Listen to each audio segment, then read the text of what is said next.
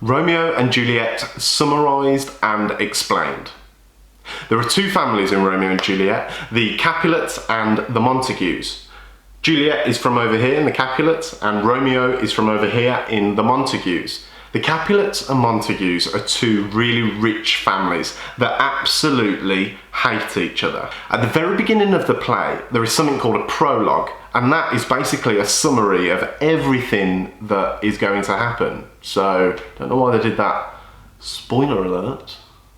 The play starts on the streets of Verona. You've got a couple of Montagues that are walking down the road, they bump into a couple of Capulets and it all kicks off. Benvolio gets involved, he's from the Montagues, and then Tybalt, who's like the baddest man going from the Capulets, gets involved. They all start kicking off, everyone in the town's freaking out, there's big fights going everywhere, the prince gets involved, he's screwing, he's like, anyone fights again and I'll kill you.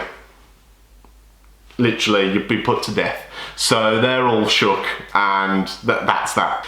Meanwhile, in the Capulet's house, you've got this geezer called Paris there. Let's imagine Paris like went to private school and he's like, yeah, you know, speaks in that voice. Yeah, Capulet, I really like your daughter, Juliet. Can I get with her? And Capulet's like, hang on a minute, Paris, you know, give her another couple of years because then she'll be 16. She's 13. What you doing, Paris? Capulet's like, I'll tell you what I'll do. I'll throw a big massive party and then you can get to know Juliet at that. Capulet sends out the servant with loads of invitations. Romeo and Benvolio are talking. Romeo's saying, oh, you know, what you doing fighting? And Benvolio's like, what sort of year? He's like, oh, you know, this bird, Rosaline, she's fire, but she don't want me because I'm a bum. Then the servant comes in with these invitations. Benvolio's like, what you got there? And he reads them. Romeo reads it, sees Rosaline's name on there, buzzing, yeah, let's go to this party. Benvolio's like, listen, let's go to this party and you'll see all the other birds there and then you'll realise that Rosaline's butters. Juliet's getting loads of heat from the nurse saying, you know, you're going to marry Paris, his leg is really nice and all this weird stuff. Then we've got a scene with the lads, Romeo, Benvolio and Mercutio. They're getting ready for the party. Mercutio's talking all kinds of craziness with his Queen Mab speech. Then they go into the party. Literally, Romeo walks in, yeah, he's looking for Rosaline, he sees Juliet and he falls in love straight away. No questions asked. Falls in love, legit. So Romeo slides up into Juliet's DMs, metaphorically speaking, and he's like, yo, you are fit. And she's like, yeah, thanks, I know. And then they end up kissing. Tybalt has noticed that Romeo's there. He's going up to Capulet going, yeah, that's Romeo over there. Are you going to allow him at this party? Capulet's like, you don't ruin this party or I'll smash your face in. The party ends.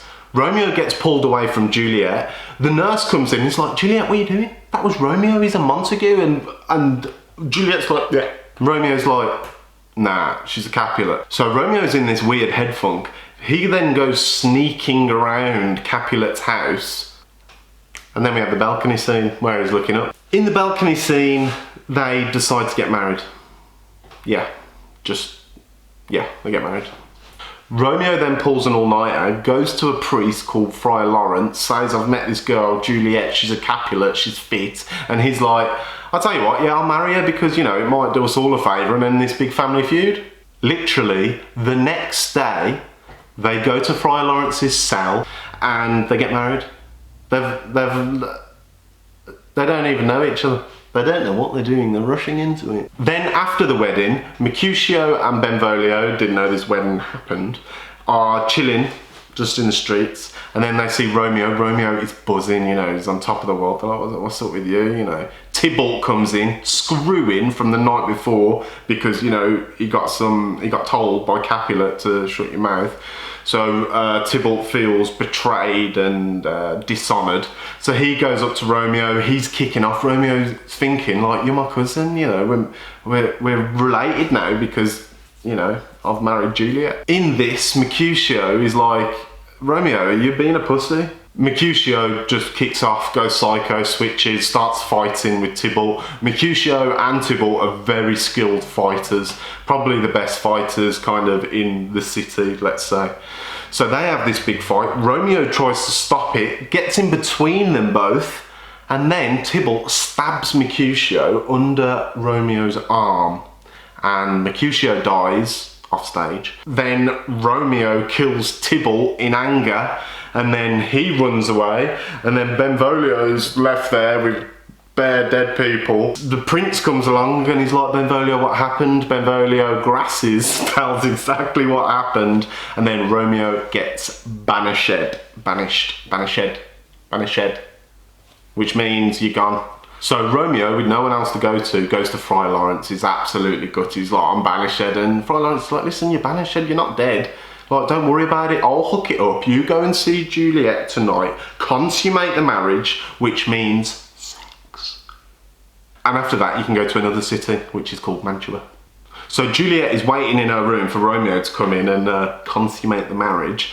And then the nurse comes in and she's like, oh my God, oh, she's wringing her hands. Tybalt's dead and Romeo killed him, your beloved Romeo. Juliet's gutted, but then she kind of calms down and realises that allegiances need to be to her love, Romeo. Again, say what you will, these pair are genuinely head over heels in love with each other, like without even knowing each other. It's crazy, but you've got to believe that they're in love with each other to believe the story. So remember that, they're in true love. True love. Romeo comes in about 5 o'clock in the morning, he leaves, and they have this nice little scene there where they say goodbye to each other. They don't know where they're going to see each other again. The nurse comes in, drops the bomb that she's got to marry Paris in 3 days. You're joking. Got to marry Paris in 3 days. Joking. She's screwing. Juliet don't know who's to go to, but she's made a new friend in the friar. Goes to him and like, I don't know what to do. I don't want to marry Paris. I love Romeo. He's banished. She wants to, I don't know, kill herself. Friar's like, listen, I'll give you a sleeping potion. You take that. Everyone will think you're dead. Then they'll bury her. Then Romeo will come and get you, and then you can go and do whatever you want. She takes the potion. Everyone thinks she's dead. They're all really gutted, and then they bury her in Capulet's monument. Friar Lawrence sent some letters with a guy called Friar John to Romeo in Mantua telling him about this plan, but he didn't get it. Wait there, why didn't he get it? Because he was quarantined in a house. Coronavirus! I didn't realise there was a pandemic going on as well at the time. So Friar John was on lockdown, quarantine, so he couldn't deliver the messages. Romeo didn't hear. He hears Juliet's dead, screwing, then decides to go to the grave. On his way, picks some drugs up from an apothecary, some poison. Goes, he's had enough, he wants to kill himself, goes into the grave, sees Paris there, sprinkling some flowers on, bangs Paris, kills him. Then he sees Juliet and he just talks about how beautiful she is, goes over to her, hugs her, kisses her, weird, she's dead, drinks the potion, dies. Juliet wakes up from this sleeping potion, sees Romeo there, picks up his dagger, kills herself, she dies, both families walk in, they're like, yeah, this is all our fault, let's be friends.